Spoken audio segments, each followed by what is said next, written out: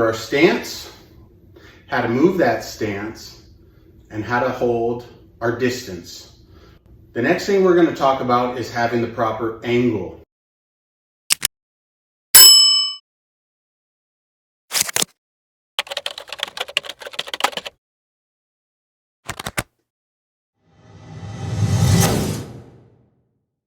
So when we're referring to angle, right, one of the things I ask my new students that come in all the time, have you ever held a rifle? Say at least half of the people have held some kind of a firearm, right, rifle-wise. So I tell them, okay, hold your rifle. This rifle is your jab, right? See how the sights are lined up right there. This is your rifle. Now, what you're gonna do is if you have a partner, or again, you can use a pillar, you can use a heavy bag, you can use a bob, whatever's best, a tree, it doesn't matter. When I move, I'm gonna keep my rifle on. Okay? So what does this do? Why are we doing this, right? That's the big question. Why is this so important? Well, number one, my jab is always lined up and ready to strike my opponent. So if my opponent moves off to this angle here, and I stick to my first two principles, which is holding my stance and maintaining my distance, now I'm maintaining my angle. Does that make sense? So as my opponent cuts over, I don't want him cutting an angle here and standing right next to me and then start taking off. So as I see that movement and I'm maintaining my principles, I'm adjusting, keeping my distance, staying in my stance so that number one, I can move if I need to, and number two, I'm in a position to strike if I need to. Shift, keep my rifle pointed, which is my jab. So as my opponent's moving, this jab is always in line, all the time, doesn't matter.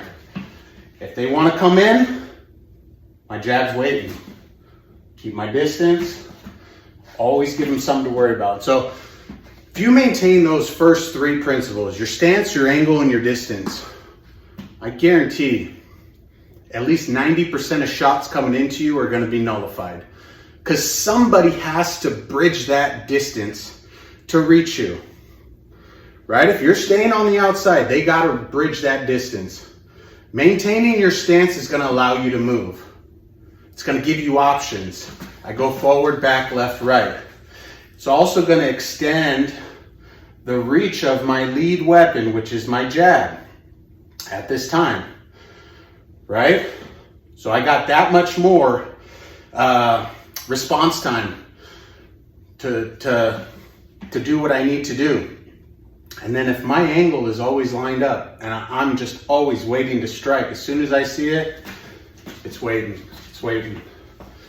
Does that make sense? So, quick recap. Holding our stance, maintaining our distance by moving properly with our push shuffle, keeping our footwork tight, and then maintaining our angle. Always keeping that rifle on. Couple things I want to point out real quick, right? So here's a couple things that happen. Number one, as an opponent starts moving, you'll get people who will start to turn and face, okay? And they're looking with their eyes, but the rifle is still pointed over here. Let me do it this way. So if I'm right here, if I follow with my eyes, now look at this big juicy target waiting. Look how I get flattened out.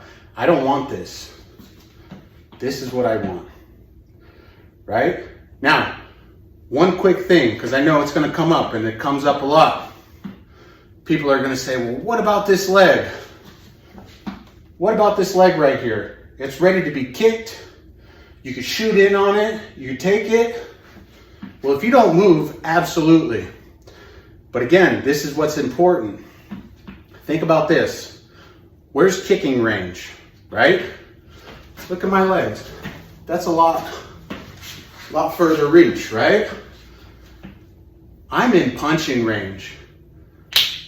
The minute my opponent moves, this should be flying. My fist should get to my opponent a heck of a lot quicker than their leg. And if my opponent wants to move back to get back into kicking range, that's okay. What if I move back?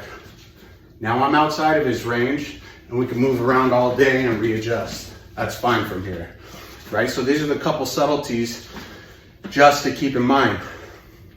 One thing I teach my students, I do not engage in kicking range from my boxing stance. Okay, and this is a little bit down the road, but we'll talk about it a little bit. There's a kicking stance, right? And this, my Muay Thai instructor even would call this boxing stance, kicking stance. When I'm in kicking range, the feet are employed. I need to keep my legs under my hips, okay, at all times to generate power and to shield and defend and do whatever else I gotta do.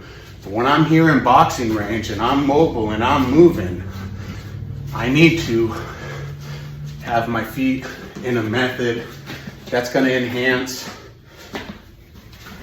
my movement. Does that make sense? If you have any questions, drop me a line.